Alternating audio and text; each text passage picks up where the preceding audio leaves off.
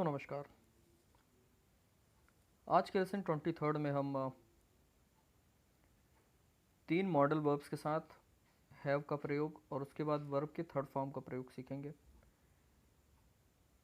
कि जब will have, could have और शुड हैव के साथ वर्ब के थर्ड फॉर्म का प्रयोग किया जाता है तो इससे क्या अर्थ प्रकट होते हैं। यद्यपि इसमें से दो कुड हैव और शुड हैव ये ऑलरेडी प्रीवियस लेसन में डिस्कस किए जा चुके हैं, फिर भी इसमें इन तीनों को एक कंपैरेटिव स्टडी के रूप में बताया गया ताकि इन टर्म्स ऑफ मीनिंग और अच्छे से बात समझ में आ सके आप सभी के। तो ये बात तो मैं ऑलरेडी पहले बता चुका हूँ कि हैज़ हैव के बाद जब भी कोई एक्शन वर्ब का हम इस्तेमाल करते हैं तो हमेशा थर्ड फॉर्म का ही प्रयोग होता है। बट ये ध्यान में रखने वाली बात है कि जब मॉडल्स के साथ में हैव का प्रयोग होता है तो हैज़ का प्रयोग कभी करते ही नहीं है, हैव का ही प्रयोग होता है। तो चाहे विल की बात करें, चाहे कुड की बात करें, चाहे शुड की बात करें या अन्य मॉडल्स भी, उनके बाद जब हम प्रयोग करते हैं तो सब्जेक्ट कोई भी हो, इन मॉडल वर्ब्स के बाद हैव का ही प्रयोग होता है और इनका बहुत प्रयोग किया जाता है और हमें आना चाहिए कि कहाँ पर किसका प्रयोग किया जाना चाहिए, और वो तभी संभव है जब हमें इसका अर्थ स्पष्टता से पता हो। तो चलिए प्रारंभ करते हैं। आज मैंने थोड़ी सी हिंदी का भी प्रयोग किया है ताकि आप उसको ध्यान में रख सकें। अगर भूल जाए तो आप ये वीडियो दोबारा देख सकते हैं। मीनिंग को बताने के लिए मैंने हिंदी से भी लिख दिया ताकि वो चीज़ें आसानी से याद रह सकें।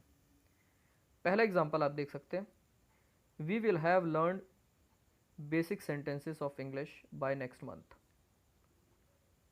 यहाँ पर हम विल के बाद हैव का प्रयोग कर रहे हैं और हैव के बाद जो वर्ब आ रही है उसके थर्ड फॉर्म का प्रयोग कर रहे हैं। वी विल हैव लर्नड, इसका अगर केवल इतने का मतलब देखें तो इसका मतलब होगा हम सीख चुके होंगे। लर्न का मतलब होता है सीखना, और विल हैव के साथ इस्तेमाल किया है तो ये मीनिंग दे रहा है कि सब्जेक्ट कोई काम कर चुका होगा। तो क्या कर चुके होंगे, क्या सीख चुके होंगे? Basic sentences of English. English language के जो बेसिक सेंटेंसेस होते हैं उनको बनाना हम सीख चुके होंगे। कब तक? बाय नेक्स्ट मंथ, अगले महीने तक।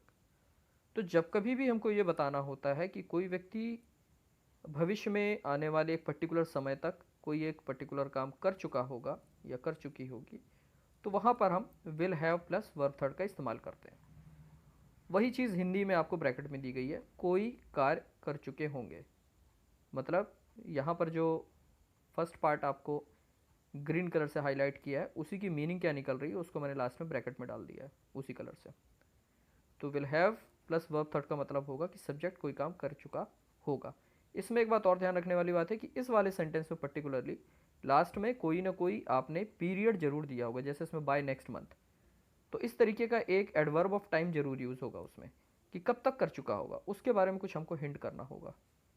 तो इस बात का जरूर ध्यान रखें। चलिए नेक्स्ट सेंटेंस देखते हैं। Sentence number second,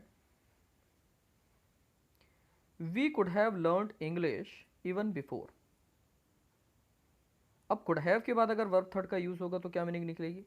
we could have learned English even before, मतलब हम पहले भी इंग्लिश सीख सकते थे। तो कुड हैव के साथ थर्ड फॉर्म का इस्तेमाल होगा तो क्या मीनिंग आएगी? कोई कार्य कर सकता था। यहाँ वी का इस्तेमाल कर रहे हैं इसलिए हम अपनी बात कर रहे हैं, हम इंग्लिश सीख सकते थे। इवन बिफोर मतलब पहले भी। ठीक है, तो जब भी ये बताना होगा कि कोई व्यक्ति कोई काम कर सकता था या नेगेटिव होगा तो नहीं कर सकता था, तो उस कंडीशन में हम कुड हैव का या कुड नॉट हैव का जो भी हमें ज़रूरत है उसका इस्तेमाल करेंगे और जो भी काम आएगा उसके हम थर्ड फॉर्म का प्रयोग करेंगे। इसी प्रकार से थर्ड सेंटेंस आप देख सकते हैं जिसमें शुड हैव का इस्तेमाल किया हुआ है। We should have tried. We should have tried मतलब हमें कोशिश करनी चाहिए थी। किस चीज़ की? To learn English even before, कि हम पहले ही इंग्लिश सीख जाते। तो शुड हैव के बाद थर्ड फॉर्म का प्रयोग मतलब कोई कार्य करना चाहिए था। We should have try to learn English, हमें इंग्लिश सीखने की कोशिश करनी चाहिए थी। इवन बिफोर, पहले ही। तो इस तरीके से ये तीन प्रकार के सेंटेंस बनाए जा सकते हैं, विल हैव के बाद थर्ड फॉर्म का यूज़ करके, कुड हैव के साथ थर्ड फॉर्म का यूज़ करके और शुड हैव के साथ थर्ड फॉर्म का यूज़ करके। बस मीनिंग को ध्यान रखना है कि सभी की मीनिंग अलग निकलेगी, तो जो मीनिंग हम देना चाहते हैं उसके अकॉर्डिंग हमको वर्ड यूज़ करने होंगे। इन्हीं से संबंधित बाकी के सेंटेंसेस हैं। आई होप कि आपको मीनिंग समझ में आ रही होगी।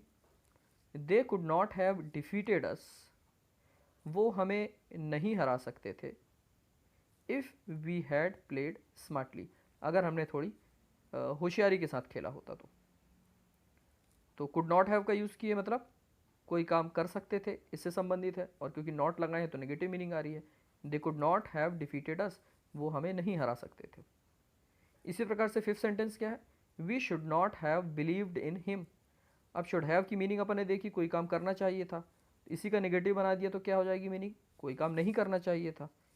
तो फिफ्थ सेंटेंस की मीनिंग क्या निकलेगी, we should not have believed in him, हमें उस पर विश्वास नहीं करना चाहिए था। तो बहुत इंपॉर्टेंट है ये तीनों ही जो हम वर्ड इस्तेमाल करते हैं, शुड हैव, कुड हैव और विल हैव, तो ये तीनों हमें बहुत अच्छे से आने चाहिए। इन्हीं के यस नो क्वेश्चन के कुछ एग्जांपल दिए, वो भी देख लेते हैं। Should we have invited him to, क्या हमें उसे भी आमंत्रित करना चाहिए था। सेकंड क्या बोल रहा है, could he have scored better marks in the exam, क्या वो एग्ज़ाम में बेहतर अंक अर्जित कर सकता था। Third sentence, will we have reached Pune by 9 PM tomorrow, क्या हम कल रात 9 बजे तक पुणे पहुंच चुके होंगे। तो इस प्रकार से यस नो क्वेश्चन बना सकते हैं इनका इस्तेमाल करके। डब्ल्यू में डब्ल्यू वर्ड जो है वो पहले आ जाएगा, उसके बाद फिर संबंधित मॉडल, उसके बाद सब्जेक्ट और उसके बाद हैव। वर्ब जो है हमेशा थर्ड फॉर्म में रहेगी। Why should I have apologised to him, मुझे उससे माफ़ी क्यों मांगनी चाहिए थी। सपोज आपकी कोई गलती नहीं है और कोई व्यक्ति आपको सजेस्ट कर रहा है कि नहीं यार तुम्हें उससे माफ़ी मांग लेनी चाहिए थी, तो वहाँ पे आप ऑब्जेक्ट कर सकते हैं, why should I have apologise to him when I know that I was not wrong, जब मुझे पता है कि मैं गलत नहीं था तो मुझे उससे माफ़ी क्यों मांगनी चाहिए थी। इसी प्रकार से second sentence, why could you have, what could you have chosen as your occupation. Occupation सभी को पता है, जो पेशा होता है व्यक्ति का। What could you have chosen as your occupation if had failed as an engineer, अगर आप एक इंजीनियर के तौर पे फेल हो जाते, फॉर्चुनेटली आप फेल नहीं हुए, आप पूछ रहे हैं किसी से कि आप अगर इंजीनियर के तौर पे फेल हो जाते तो किस ऑक्यूपेशन को आपने चुना होता, मतलब किस पेशे को आपने चुना होता। ठीक है। थर्ड में क्या बोल रहे हैं, where will we have reached tomorrow by now, कल हम इतने समय कहाँ पहुँच चुके होंगे, या कल हम इतने समय कहाँ पहुँच जाएंगे। तो इस प्रकार से हम will have, could have, should have, इनका प्रयोग करके, इनके बाद जो भी वर्ब आ रही है उसका थर्ड फॉर्म का प्रयोग करके अलग अलग मीनिंग हम बता सकते हैं, affirmative, negative, yes no type question और WH क्वेश्चंस बना के। और इन्हीं सेंटेंसेस के स्ट्रक्चर मैंने नीचे दिए हुए हैं, आवश्यकता पड़ने पर आप उन्हें देख सकते हैं, रिवाइज कर सकते हैं। पहले सेंटेंस में अफर्मेटिव नेगेटिव दोनों के स्ट्रक्चर हैं, सेकंड में यस नो क्वेश्चन के हैं और थर्ड में WH वर्ड के। तो आई होप आपको आज का लेसन समझ में आया होगा और आप इसे समझने के बाद कुछ प्रैक्टिस करेंगे, कुछ अपने सेंटेंसेस बनाएंगे।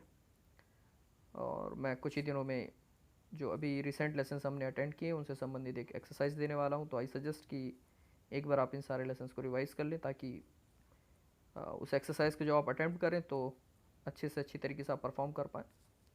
तो आज के लिए इतना ही, अगले कुछ लेसन्स आने वाली वीडियो में हम आपके साथ शेयर करते हैं। तब तक के लिए stay safe, stay positive, take care and bye bye.